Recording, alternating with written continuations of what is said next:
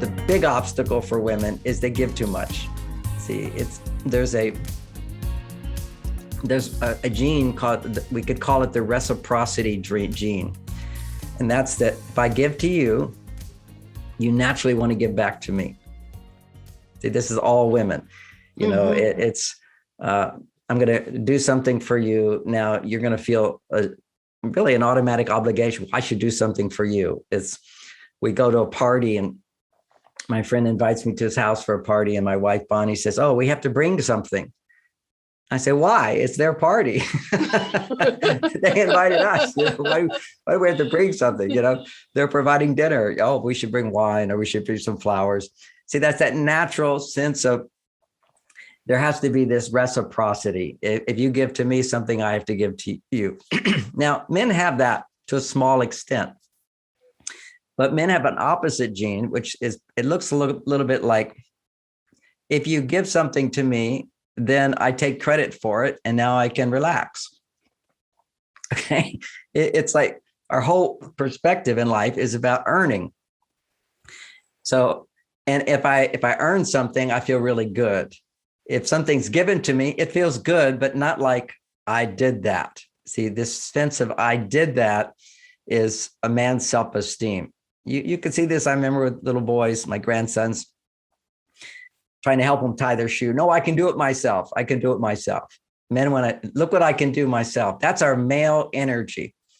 Now, a lot of women today have become very male. Oh, look what I can do. Look what I can do. Just imagine 10 times that. You've got a man. The outcome of this is when you give to a man, he assumes I did something to earn it. So now I can relax. So the outcome of that is if you give, it doesn't mean he's going to give back to you. It's like there's a relationship there in his mind. The way he looks at the world is when people do things for me, I must have earned it, and therefore I owe them nothing. Whereas if you give to a woman, automatically she will always, oh, well, let me give to you. We need to keep everything equal here. And he wants things to be equal too. But in terms of reward, I worked hard and now I get my reward. So we're done. If somebody comes to my house and fixes my roof, I pay them money and we have no relationship. It's over. There's no sense of we need to be friends or anything like that. Right. That's the reward. It's the reward. I paid the money and it's done. And it's the male side of life, which is you seek to earn what you get, and you feel good if you earned it. And you don't feel good if you did something and you don't get paid. And in a male-female relationship, in a primitive man, the payment is that you marry him, you have sex with him, you have children, you cook for him, you clean, he has a home, he does the outworld, you do the inworld. Now, while all this sounds prehistoric to people today, our biology is based on that. Okay, this is biology. You can't just decide that that's not the case. You can work with trying to deny these instincts inside, but then you lose sex drive, you lose happiness, your stress levels go up. So we accommodate this sort of prehistoric biology by understanding it and then putting in a new software. And the new software is what men need is to earn, because that produces, and let's just do the basics. Most of you have heard me talk about this, but it's a helpful model, is the hormone model, which is men need about 10 to 20 times more testosterone in order to have well-being, to feel romantic feelings and attraction to a woman. In her presence, his testosterone must double, okay, because she's significant, right? He's significant. So his testosterone goes up. That's when he's so charming and so interested. He has energy. And now for women, testosterone is a very small amount. Men have so much more. Certainly you need it, but estrogen and progesterone play huge roles for your well-being and your energy and your motivation, your happiness, your capacity to feel love. Now, love is such a big subject. It's so inclusive, but it's well-being. It's when you love a child, you accept that child just the way they are. That's the easiest way to feel love. A lot of people feel love with their pets because it's so easy to love someone who gives you unconditional love. See, right. And if somebody's paying me a lot of money, I love them. So if you receive, you feel validated, you feel valued, you feel for a man, it's to feel valued that raises his testosterone and motivates him.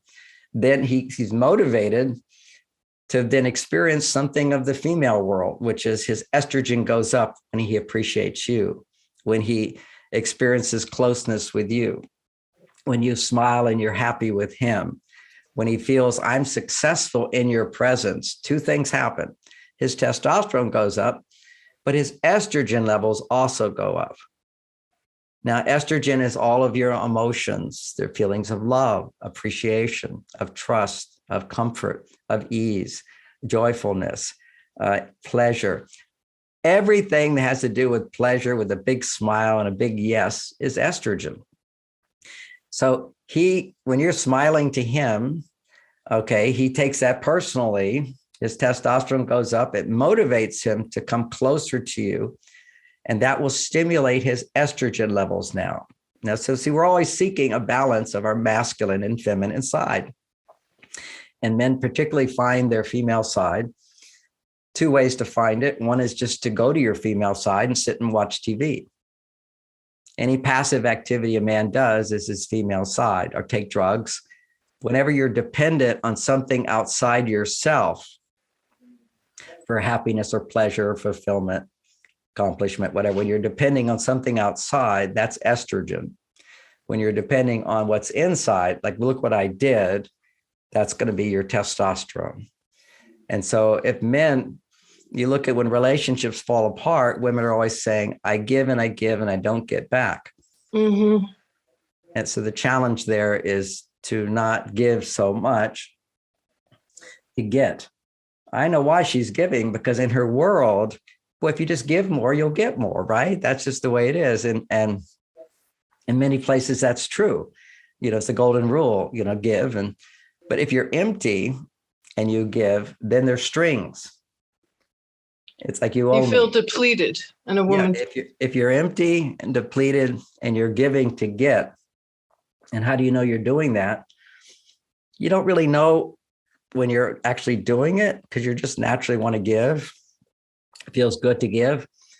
But then when you notice later, I'm not feeling like I'm getting back, then that means you're giving too much. Yeah. And if you give too much, you're sealing the deal that you will continue to get less and less. Yeah.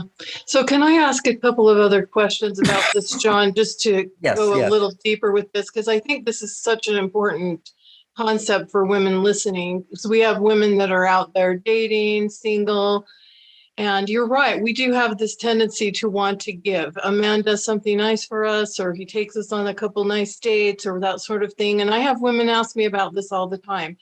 Should I be paying? Should I be doing something extra nice for him? What should I be doing? And at what point should I be doing more? And I've shared with them that they have no idea how valuable it is for them to be able to receive from a man and to give him those opportunities to give to them, and then graciously receive it by appreciating it. And yet it also seems like her appreciation is a gift to him. Okay. See, this is so key. You said it so beautifully. When you are delighted by what a man does for you, when it truly affects you in a nice way, you just gave him a gift. He gave you a gift. He paid for the meal. He drove you. He maybe suggested something that you would like. He took you somewhere. That's what he does. If we just break it down into he did, and then she enjoyed it, that's her gift to him. And if she didn't enjoy it, her not complaining about it is a bigger gift to him. He will recognize that. He may not go, oh, that's such a good gift to me. He'll go, oh, I like her. She's really nice. She's not demanding. She's not high maintenance.